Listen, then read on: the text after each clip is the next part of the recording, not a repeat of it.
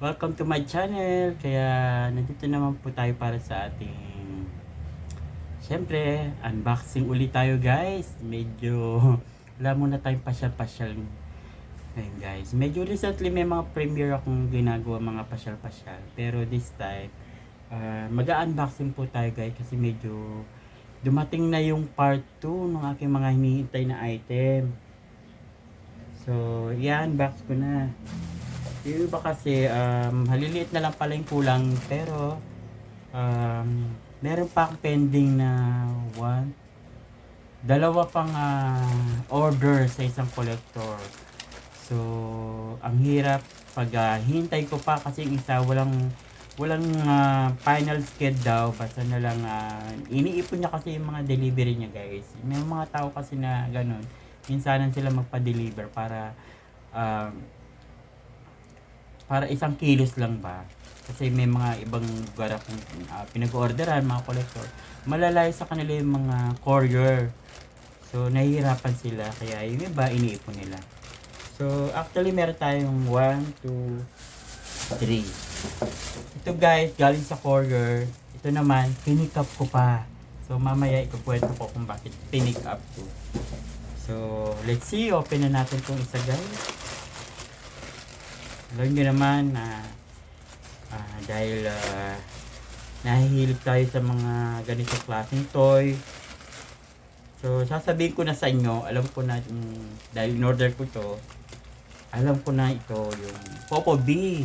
Siyempre, dahil change na ako ng mga toy ko, ito yung kapalit. Wow! Ito naman,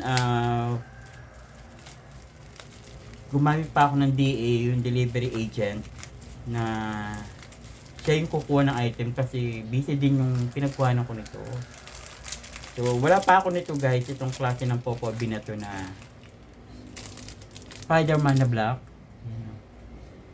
Actually, yan po yung original packaging nila. Tapos, may mga, alam nyo yung green, yung silver na yan. Yan yung brand ng item. Popo B. Tapos, ganyan sila kung yung pagbibili mo talaga ng original. So, nakapack sila ng ganyan. Kasi yung iba, bare, wala ng plastic. Wala na yung ganito. So may isasabit na naman tayo sa aking collection. So, pagkas na tayo sa isa, dagdagan na naman ng basura. Panay ang tapo ko ng basura ngayon, guys. So, itong isa, paborito ko rin. Yan. Wala ba ibang kahalo? Actually, ito, guys, dalawa dapat ma-order ko nito. Yung isa naka-seal din. Kaso naunahan ako. So since wala akong budget minsan kasi guys, minsan nabibigla ako, bini-message nila ako. Sabay-sabay pa sila na meron mga ganito, meron kaming ganitong klaseng Popo B, baka gusto mo.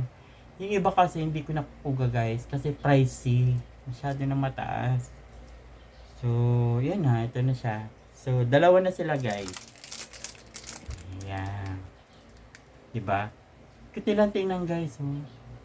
So, kung titingnan nyo lahat ng aking mga content na Popo B, wala pa akong video na magkakapareho.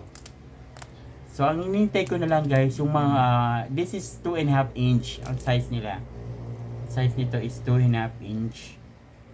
Hinintay ko yung 5 inch nito at saka yung 10 inch. So, ganun sila, may mga sizes po sila.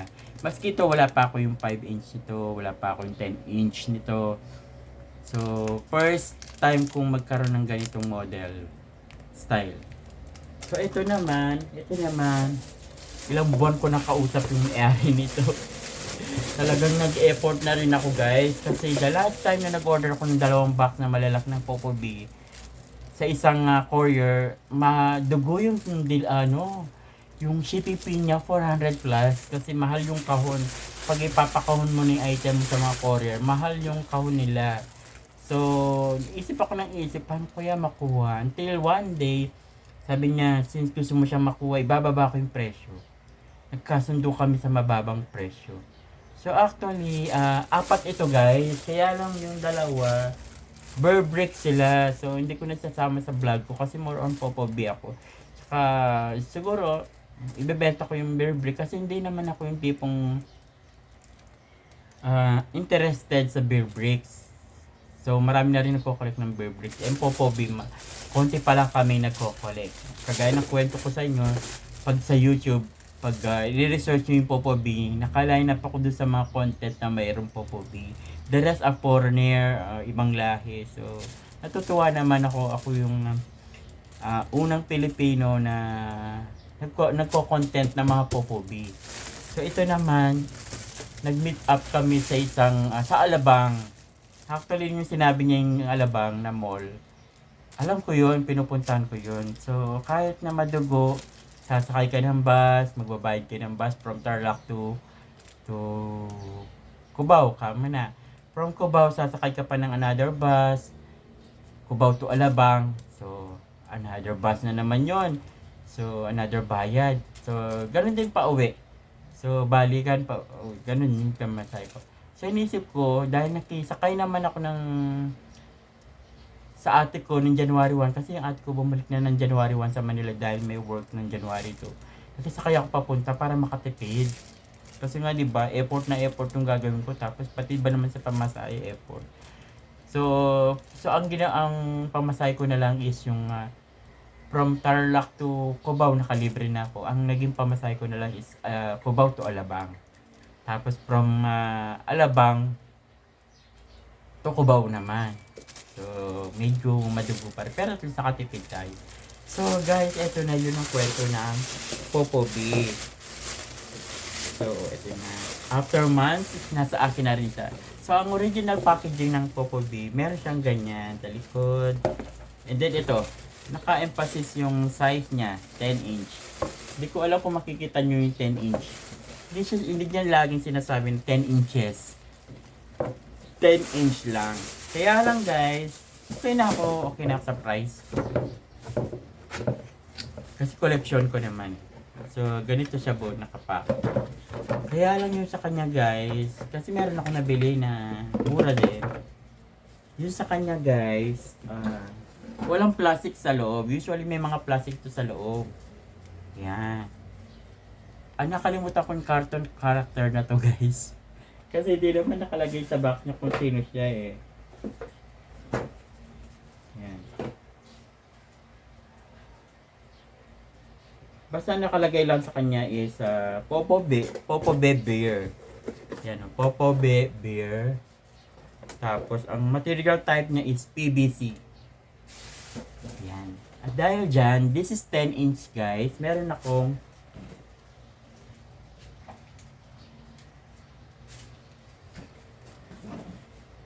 maliit niya guys. Yan. Kaya gusto ko makuha to because of this. Kasi ito lang ang meron akong size.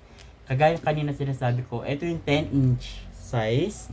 Ito naman yung 5 inch size. Ang kasunod ng 5 inch size, kasi wala akong kamukha nun, is 2.5 inch. Actually, after nito, nung maliit na to na 2.5 inch, is meron pang isa. Meron pang isa mas maliit. So, yun guys. So, ito sila. Ito yung mother, ito yung father, ito yung son. Yeah. So, next.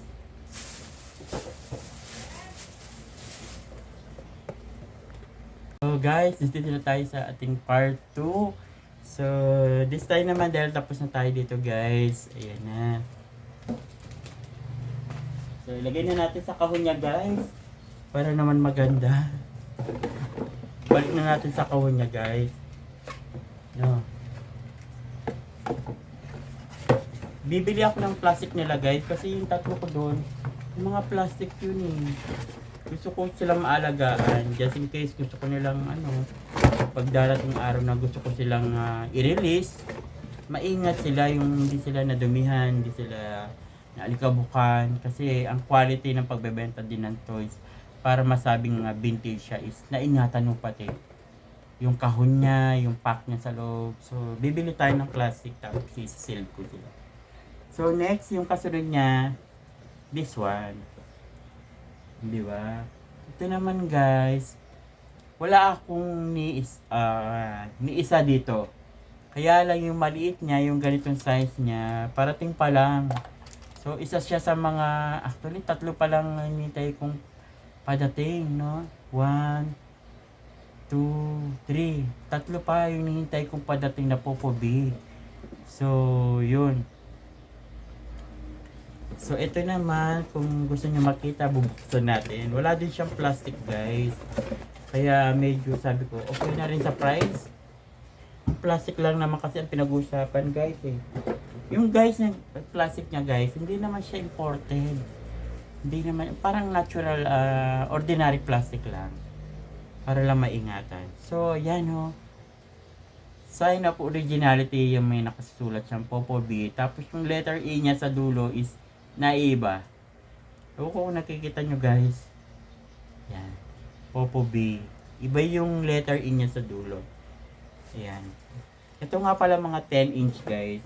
Wala silang hook or chain. Basta pang dinisplay sila, nakatayo na silang ganun. Yan.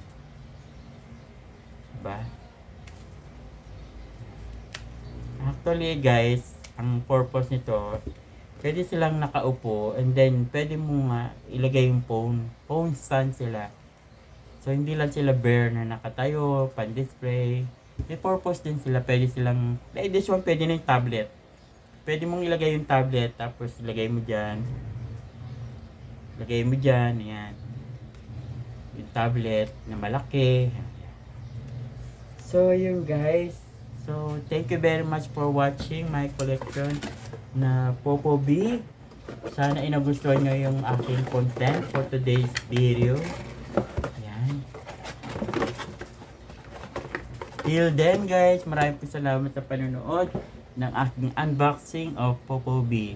Thank you for watching. Thank you for liking my videos, comment, subscribe, and share. Don't forget to share all my videos para makilala pa tayo guys at para makita ng iba na nagko-collect din ng Popo B na baka makatulong din ako sa kanila kung paano mag-collect ng Popo B. Yan. Again guys, thank you for watching.